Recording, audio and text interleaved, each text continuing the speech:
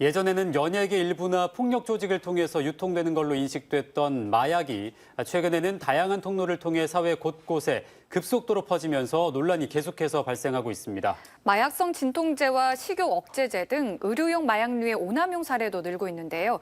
전세영 캐스터 광주동구 중독관리 통합지원센터의 박현선 센터장과 함께 일상을 파고드는 마약 중독의 실태와 대책은 무엇인지 짚어보겠습니다. 안녕하십니까? 안녕하세요.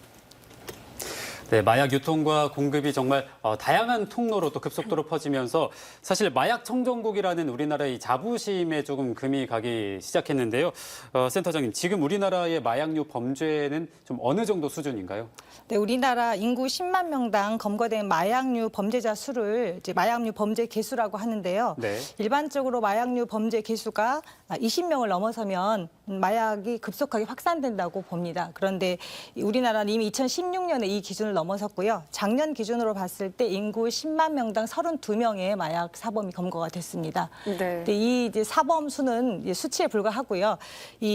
마약이 적발되지 않은 마약 투약자 수는 적게는 10배, 많게는 28.57배가 잠재되어 있다고 보고 있어서 약 100만 명 정도로 추산을 하고 있습니다. 그렇군요. 그럼 광주 전남 지역의 마약 중독 실태는 어떻습니까?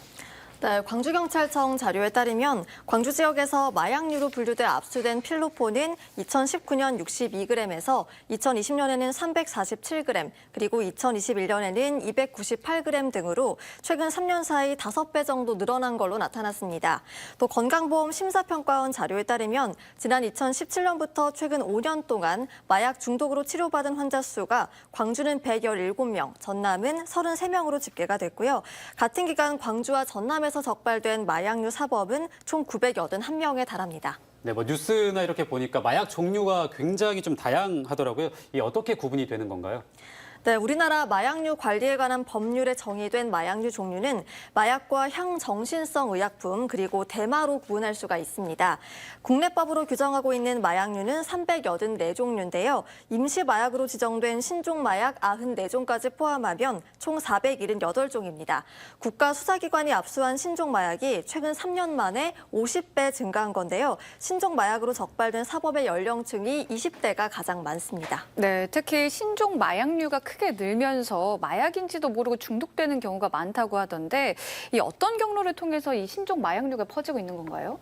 네, 신종 마약은 기존에 흔히 알고 있는 마약에 비해서 굉장히 가격이 저렴한 편이고요. 휴대도 굉장히 간편해서 젊은 층을 중심으로 밀반입이 많이 이루어지고 있는 실정입니다. 네. 인터넷이나 SNS를 통해서 개인 간 거래가 또 가능하고 최근에 많이 하는 그 해외 직구를 통해서도 이게 구입이 가능하기 때문에 사회적으로 굉장히 큰 문제가 되고 있고요. 젊은 층이 인식하지 못하며 사용하고 있는 신종 마약 몇 가지를 제가 잠깐 설명드리면 합성 대마가 있습니다. 그 대마 자체가 연기로 하는 거여서 방향제나 허브 제품으로 둔갑을 해서 이 연기를 맡게 되면 그 굉장히 강력한 환각 효과를 느끼게 되는 게 있고요. 네. 또 항정신성 의약품의 일종인 강력한 환각제인 LSD가 있습니다.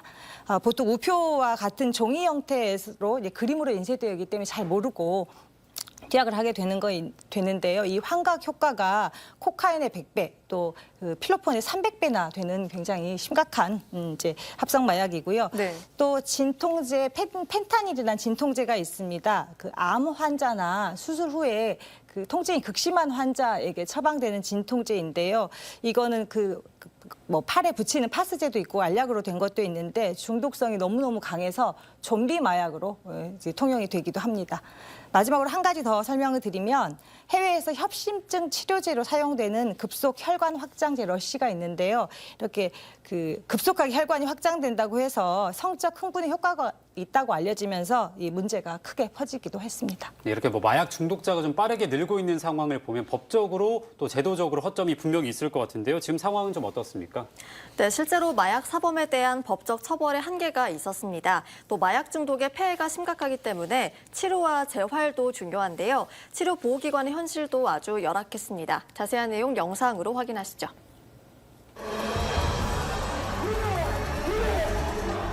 지난 2018년 우리 사회는 버닝썬 게이트로 떠들썩했습니다. 당시 가장 충격을 줬던 건 성범죄 피해자들이 똑같이 지목했던 GHB였습니다. GHB는 원래 마취제나 우울증 치료제 등의 목적으로 개발됐지만 사용 과정에서 환각작용이 있다고 알려지면서 신종 마약으로 유통되기 시작합니다. 버닝썬 게이트가 터진 후 4년이 흘렀지만 신종 마약류는 더 다양해졌고 평범한 일상 속 깊숙이 침투했습니다. 과거 일부 계층의 전유물로만 여겨졌던 마약류가 연령과 직업을 가리지 않고 독버섯처럼 급속도로 확산되고 있습니다. 친구들과 클럽을 다녀온 뒤 호흡곤란 증상을 호소하다 돌연사한 20대 남성의 몸에서 다량의 마약 성분이 검출됐습니다.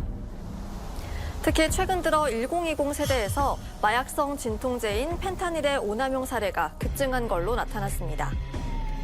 펜타닐 패치제나 정제의 국내 처방 건수를 보면 2018년 89만여 건에서 지난해 148만여 건으로 3년 만에 67%나 증가했는데요. 허리 통증 등의 이유를 대고 병원에서 손쉽게 펜타닐을 처방받아 SNS를 통해서 유통하고 판매하는 범죄로 이어지는 겁니다. 이렇게 시작된 마약 중독의 가장 큰 문제는 중독의 고리를 끊기 어려워서 재범으로 이어지기 쉽다는 겁니다. 실제로 대검찰청의 마약류 범죄 백서에 따르면 지난해 마약류 사범으로 분류돼 입건된 16,153명 중 5,096명이 재범자였습니다. 재범률 36.6%로 3명 중 1명 이상이 다시 마약에 손을 댄 셈입니다. 마약 사범의 재범률이 높은 이유로 초범인 경우 양형 기준이 낮아 범죄 예방 효과가 높지 않다는 지적도 많습니다. 대법원 양형위원회에서 내놓은 양형 기준표를 보시면 마약 사범이라고 하더라도 형사처벌의 전력이 없거나 자발적이고 적극적으로 치료 의사를 밝힌 경우에는 이것을 감형의 요소로 참작해 주도록 되어 있습니다. 자발적이고 적극적인 치료 의사를 밝혔다고 해서 또 전과가 없다고 해서 이를 감형해 주는 지금의 양형 기준이 과연 범죄의 예방이나 재발 방지에 올바른 것인지 한번 고민해 볼 문제인 것 같습니다. 특히 수사협조도 양형기준상 마약범죄 감형기준에 포함이 됩니다. 공범에 대해서 정보를 제공하는 등 수사협조를 하게 되면 비교적 약한 처벌을 받게 되는 건데요. 은밀하게 이뤄지는 마약범죄의 특성은 고려해야겠지만 수사 편의주의는 경계해야 한다는 비판도 있습니다. 피의자를 통해서 적절한 정보를 제공받되 수사기관이 그 피의자의 진술에만 의존하는 소극적인 수사는 지양하고 둘 사이에서 적절한 균형을 찾기 위해서 고민을 해볼 시기인 것 같습니다. 하지만 법이나 제도적 문제만 있는 건 아닙니다. 마약은 중독의 폐해가 심각하기 때문에 치료와 재활이 무엇보다 중요하지만 현실은 열악합니다. 보건복지부에서 지정한 광주와 전남 지역의 마약류 중독자 치료 보호기관은 광주시립정신병원과 국립나주병원 단 2곳뿐입니다. 마약류 중독자 치료 보호기관이라는 이름은 있지만 사실상 있으나 마나한 실정이라고 하는데요. 어떤 상황인 걸까요? 마약류 중독자는 타 정신질환 대비 치료 난이도 및 환자 안전 관리의 문제가 높습니다. 그러나 의료기관과 의료진에 환자 진료비 외 별도의 인센티브가 없어 마약류 중독 치료를 회피하고 있고 국립정신병원도 별도 예산 지원이 없이 제한된 예산 내에서 타 질환 치료보다 마약류 중독 치료를 우선하기가 어렵습니다. 그리고 또 치료할 수 있는 의료진도 부족한 상황입니다. 상황이 이렇다 보니 전국 21곳의 치료 보호기관이 있지만 전체 치료 보호 대상자의 평균 55%를 한 기관에서 전담하고 있는 걸로 나타났습니다. 치료 보호기관 편중 문제가 심각한데도 예산 지원액은 2020년 약 3억 7천만 원에서 지난해에는 약 3억 1천만 원으로 삭감했는데요. 마약 중독에서 벗어나고 싶어도 체계적인 재활이 쉽지 않은 치료 공백 속에서 마약류 중독자가 오히려 늘고 있는 겁니다. 딱 한 번 호기심에 인생을 파멸로 이끄는 마약. 심각한 현실을 정확히 반영한 실효성 있는 대책 마련이 시급해 보입니다. 네, 무엇보다 젊은 세대가 호기심으로 마약을 접하는 일이 많아지고 있다는 것이 참 우려스러운데요. 센터장님께서 이 마약의 위험성에 대해서 좀 알려주실까요? 네, 일반적으로 마약은 투약하고 수분 혹은 2, 3일 내에 그 정점에 다다르게 됩니다. 불안감, 동공 축소, 동공 확대, 불면증, 뭐 설사, 혈압 상승, 뭐 여러 가지 증상이 나타나고요. 마약은 의식을 좀 더 흐리게 하고 또 감정 기복이 심하고 혼수 상태, 또 과도한 흥분 상태가 지속되다가 투약을 딱 중단을 하면 우울 증상, 금단 증상 이런 것들을 경험하게 됩니다. 소리가 들린다거나 남들이 안 들린 소리가 들린다거나 이상한 색이 보인다거나 또 이런 이상한 감각을 경험하기도 하고요. 또 정신병적 증상인 피해망상을 같이 경험하면서 이게 정신과적 병으로 오인을 하기도 합니다. 네. 그리고 굉장히 비인격적인 행동이 나타나기도 하고요. 범죄와 연결될 수 있어서 큰 문제라고 볼 수 있습니다. 제가 최근에 상담한 그 마약 사례를 하나 말씀을 드리면 최근 5월까지 제가 상담을 했던 실제 사례인데요. 그 대입에 4년 동안 대입에 실패를 하면서 이 친구가 대인 관계를 기피하고 집에서만 생활하다가 인터넷과 유튜브에 빠져 살다가 텔레그램을 통해서 필로폰을 구입을 하고 투약하고 이 법적 처벌을 받고 집행유예 기간에 이 친구가 정신적으로 문제가 있다라고 보호관찰관이 저에게 이제 상담을 요청 주셔서 상담을 했었는데요. 네. 마약 투약 과정에서 경험한 사후 세계에 대한 환상, 망상, 환시 이런 것들이 계속 지속됐고 마약을 이제 그만하면서 금단으로 인해서 무기력감, 우울감을 이제 견디지 못하고 고층 아파트에서 극단적인 선택을 한 안타까운 사례가 있었습니다. 이제 마약의 끝이 죽음이라는 얘기가 있는데요. 이거를 반영하는 아주 안타까운 사례였습니다. 네, 이렇게 센터장님 말씀을 좀 들어보니까 이 마약 사범에 대한 사회적인 비난과 법적인 처벌 뒤에 치료와 재활이 정말 중요할 것 같은데요. 정부와 지자체에서는 어떤 노력을 기울여야 된다고 생각하시나요? 네, 지금 마약은 대부분 이제 그 범죄로만 인식을 하고 수감부터 출소까지 연속된 관리 체계가 미흡한 실정입니다. 그래서 마약 퇴치 운동본부 중독재활센터가 서울과 부산 딱 2곳만 현재 있고요. 호남과 충청 지역에는 재활시설 자체가 현재 없습니다. 또 우리나라에서 유일하게 입소해서 생활할 수 있는 재활시설이 있기는 합니다만 이게 민간에서 민간 재활치유센터로 운영되고 있고 이것도 서울, 경기에만 6곳이 있습니다. 일본의 경우 한 100여 개 정도가 있는데요. 그거의 한 200분의 1에 불과한 실정입니다.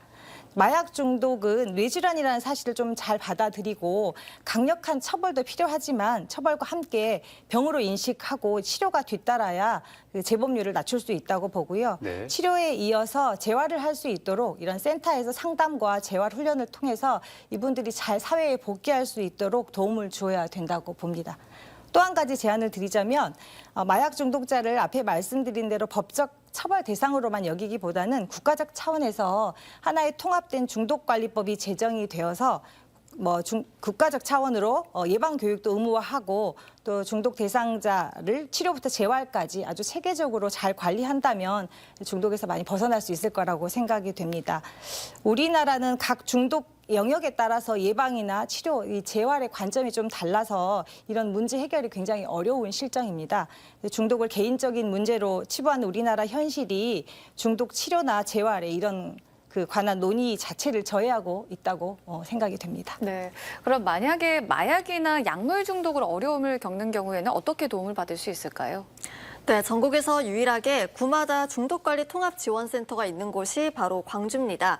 본인이 거주하고 있는 구의 중독관리 통합지원센터에 전화로 상담 예약을 한 후에 찾아가서 상담을 받을 수가 있고요. 필요한 경우 교육도 받을 수 있습니다. 내가 투약하고 있는 약이 마약성 의약품인지 아니면 향정신성 의약품인지 스스로 관심을 두고 확인하는 것도 필요한데요. 식품의약품안전처와 한국의약품안전관리원에서 제공하는 마약류 안전정보 도우미 앱을 사용을 하면요. 최근 2년 동안 개인이 받은 마약류 처방 내역과 함께 처방받은 마약류 안전 정보도 함께 받을 수 있다고 합니다.